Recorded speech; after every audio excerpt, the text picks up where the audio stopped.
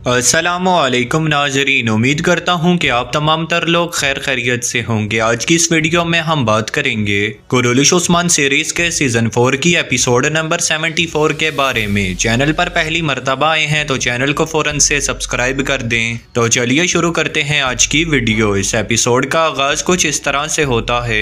आसमियान सुल्ताना के हुक्म पर चागरी बाला खातून को घसीटते हुए जंदान खाने की जानिब ले जा रहा होता है, जबकि दर किले के बाहर उस्मान साहब अपने साथियों के साथ खड़े बाला खातून का नाम पुकार रहे होते हैं और फिर आसमियान सुल्ताना का नाम लेते हुए कहते हैं, बाहर निकलो आसमियान सुल्ताना। इसके साथ ही किले की छत से आसमियान सुल्ताना अपने तीरंदाजों के साथ सामने आती हैं और उस्मान साहब को आवाज देते हुए कहती हैं, उस्मान ये वो सच है जिस पर तुम इसरार करते हो लेकिन तुम्हें समझ नहीं आती। तुम सबसे नीचे और मैं सबसे ऊपर, तुम मगलूब हो और मैं गालिब हूँ। यह सुनने के बाद उस्मान साहब गुस्से से कहते हैं, मैं कसम खाता हूँ कि इसी जगह को तुम्हारे सर के ऊपर गिराऊंगा। यह सुनने के बाद आसमियान सुल्ताना मुस्कुराती हुई कहती हैं, जब तक तुम्हारे शेख और तुम्हारी बाला मेरे पास हैं तुम कुछ भी नहीं कर सकते उस्मान, अपनी सांसें जाया मत करो उस्मान। यह सुनने के बाद उस्मान साहब कहते हैं, चाहे मेरी आखिरी सांसें ही क्यों ना हो, मैं इन्हें तुम्हारे हाथों से ले लूंगा। आसमियान सुल्ताना इस पर कहती हैं, ये बहुत आसानी से हो सकता है, अगर तुम सुल्तान मसूद को मेरे हवाले कर दो तो मैं तुम्हारे शेख और तुम्हारी बाला को भी आजाद कर दूंगी। उस्मान साहब कहते हैं, मैं इन लोगों को कभी भी तुम्हारे हवाले नहीं करूंगा जिन्होंने मेरे पास पनाह ली, और याद रखना कि मैं अपने प्यारों को भी तुम्हारे पास नहीं छोड़ूंगा। आसमियान सुल्ताना कहती हैं, होश में आओ उस्मान, होश में आओ, यह ताकत का खेल है जिसके असूल बदलते रहते हैं। यह सुनने के बाद उस्मान साहब कहते हैं, इंशाल्लाह वही होगा जो कि मेरा अल्लाह चाहेगा। इधर दूसरी तरफ ओलोफ के ठिकाने का मंजर दिखाया जाता है, जहाँ पर फ्रग ओलोफ के गले में ईसाइयों वाली जंजीर देखने के बाद कहती है, ये क्या है मुझे बताओ। यह सुनने के बाद ओलोफ जवाबन कहता है, मैंने हजरत ईसा अलैहिस्सलाम के मजहब के लिए लड़ने का फैसला किया है। यह सुनने के बाद फरग गुस्सा होकर उसके मुंह पर एक जोरदार थप्पड़ मारती है, फिर उससे कहती है कि तुम ओडिन के साथ कैसे गद्दारी कर सकते हो, ओडिन हम पर लानत भेजेगा ओलोफ, काली लानत हमें नहीं छोड़ेगी। यह सुनने के बाद ओलोफ गुस्से से कहता है, नहीं फरग, यह सब खत्म हो गया है, हजरत ईसा अलैहिस्सलाम के मजहब वालों ने मुझे एक लश्कर दिया है, ओडिन ने मुझे क्या दिया था। हाँ। यह सुनने के बाद फरग कहती है, वालिया के जंगलों की रूहें हमारे साथ हैं, ओडिन ने इन्हें इंतकाम लेने के लिए भेजा है। यह सुनने के बाद ओलोफ कहता है, जैसे ही ओडिन ने मुझसे पीठ फेर ली वैसे ही हजरत ईसा अलैहिस्सलाम के मजहब ने मुझे गले लगा लिया। फिर फरग ओलोफ को बताती है, आसमियान सुल्ताना मार मारा जंग में तुम्हें अपने साथ चाहती हैं, तुम उस्मान से वो सब कुछ ले लोगे जो कि उसका है, यहाँ तक कि उसकी जान भी। इधर दूसरी तरफ चागरी सिपाहियों के साथ बाला खातून को जंदान खाने में ले आता है। बाला खातून को देखने के बाद शेख अदब अली साहब भी सामने आ जाते हैं। शेख अदब अली साहब बाला खातून को देखकर बहुत ज्यादा खुश हो जाते हैं। तभी सल्जूकी सिपाही बाला खातून की गर्दन पर अपनी तलवार रख देते हैं। यह देखने के बाद शेख अदब अली साहब उनसे कहते हैं, मेरी बेटी को छोड़ दो सिपाहियों। फिर सिपाही बाला खातून को घसीटते हुए वहां से ले जाते हैं और बाला खातून जोर जोर से शेख साहब का नाम पुकार रही होती हैं। फिर बाला खातून को जब शेख अदब अली साहब के सामने वाले जंदान में कैद कर दिया जाता है तो शेख साहब बाला खातून से पूछते हैं, तुम यहाँ पर क्या कर रही हो बाला। बाला खातून कहती हैं, बाबा आसमियान सुल्ताना ने एक पैगाम भिजवाया था कि अगर मैं यहाँ पर नहीं आती तो वो आपको मार देगी, यही वजह थी कि मैं यहाँ पर चली आई। यह सुनने के बाद शेख अदब अली साहब कहते हैं, शहादत हमारे लिए अपने अल्लाह से मुलाकात का मकाम है मेरी बेटी, हमारे मुकद्दर में जो कुछ भी हो वो जरूर होकर रहता है, वरना हमारे रब से हमारी मुलाकात तवील हो जाएगी मेरी बेटी। दूसरी तरफ जंगल में उस्मान साहब अपने साथियों से कहते हैं, भाइयों आसमियान सुल्ताना ने हमारे हाथ पैर बांध दिए हैं, उसने अपना खंजर हमारे जिस्म में घोंप दिया है, आपके ख्याल में जख्मी भेड़िया क्या कर सकता है। भाई सुंगुर सिपाही ये सुनने के बाद कहता है, पलट कर वार करेगा जनाब। उस्मान साहब इस पर कहते हैं, बिल्कुल ऐसे ही भाइयों, हम भी इंशाल्लाह नहीं रुकेंगे। इसी दौरान बोरान कहता है, जनाब उन्होंने कहा कि अगर हम उनके खिलाफ जाते हैं तो वो ना ही बाला खातून को छोड़ेंगी और ना ही शेख अदब अली साहब को, हमारे लिए इस रास्ते से गुजरना बहुत ही ज्यादा कठिन है। यह सुनने के बाद उस्मान साहब कहते हैं, अगर हम इस पर काबू ना पा सके तो फिर हम कोई और हल तलाश करेंगे, लेकिन हम बिल्कुल भी हार नहीं मानेंगे मेरे भाइयों, हम अपने जंगजुओं की तादाद में तेजी से इजाफा करेंगे, हम एक सुरंग खोदना शुरू करेंगे, हम दीवारों के अंदर से दाखिल होंगे मेरे भाइयों, लेकिन हमसे जितना भी हो सका हम खुदाई करते रहेंगे और तलुए आफत से पहले इंशाल्लाह इस मामले को खत्म कर देंगे। हम इन पर उस वक्त हमला करेंगे जब इन्हें तवक्को तक नहीं होगी। दूसरी तरफ फराग घोड़ा गाड़ी पर सवार होकर किले तक पहुंचती है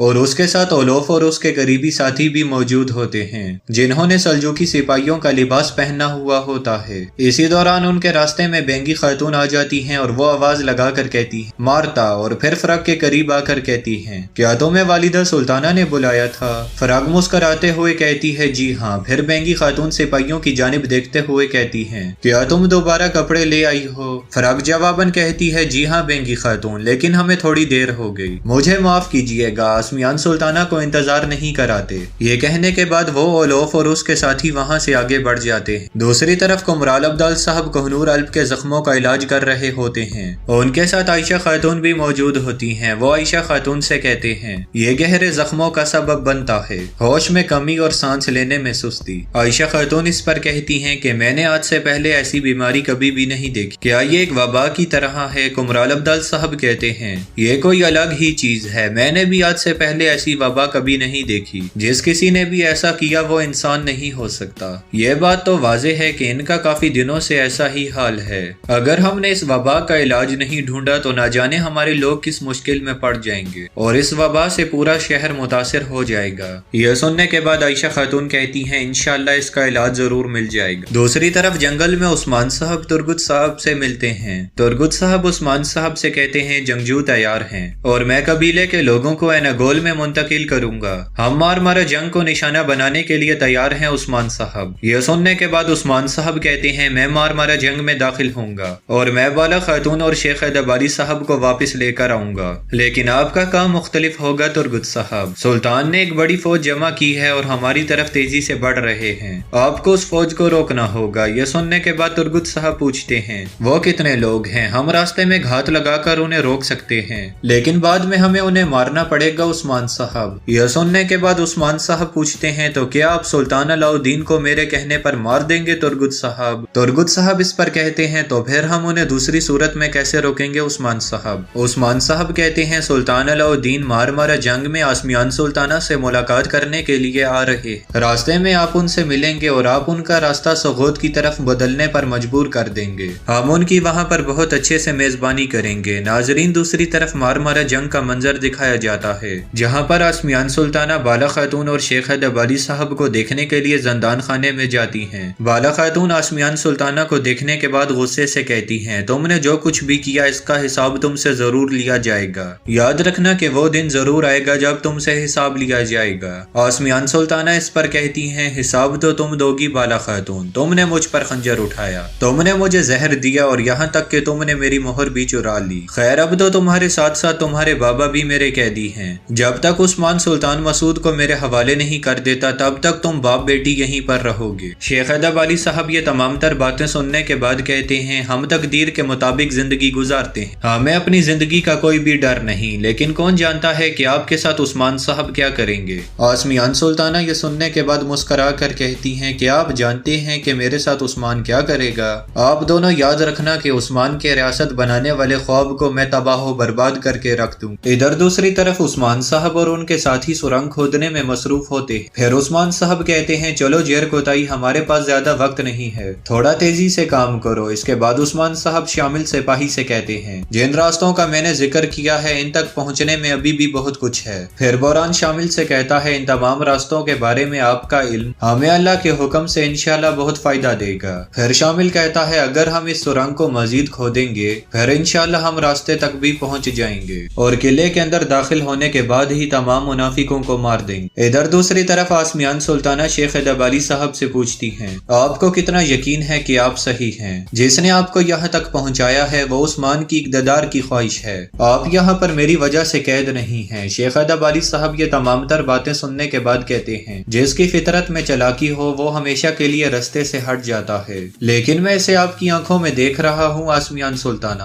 आप बहुत ज्यादा खौफजदा हैं अपने इस दुनिया के अंजाम से भी और आखिरत के अंजाम से भी। आसमियान सुल्ताना इस पर कहती हैं आंखें दूसरी आंखों का आईना होती हैं, आप मेरी इन आंखों में जो खौफ देख रहे हैं वो आपका अपना खौफ है। जिस दिन आप उस्मान के साथ हो गए और कोनिया के साथ गद्दारी की उसी दिन से आपकी बुजुर्गी भी खत्म हो गई, इसलिए अपने आप को मजीद मत थकाएं। अभी तो मेरा दिल चाह रहा है कि मैं यहाँ पर रहूं और तुम लोगों से मजीद बातें करूं, लेकिन मुझे तुम्हारे उस عثمان کو بھی گرفتار کرنا ہے، اس لیے مجھے ابھی یہاں سے جانا ہوگا۔ یہ کہنے کے بعد آسمیان سلطانہ وہاں سے جانے لگتی ہیں۔ تو ناظرین، اسی کے ساتھ اس ایپیسوڈ کا اختتام ہوتا ہے۔ آگے کی ایپیسوڈ بھی کچھ ہی دیر میں ہمارے چینل پر اپلوڈ کر دی جائے گی۔ چینل پر پہلی مرتبہ آئے ہیں تو چینل کو فوراً سے سبسکرائب کر کے کومنٹس میں ڈن لکھ دیں۔ میں ملتا ہوں کچھ ہی دیر میں انشاءاللہ آپ سے اگلی ویڈیو میں، تب تک کے لیے اپنا خیال رکھیے گا۔ اللہ نگہبان۔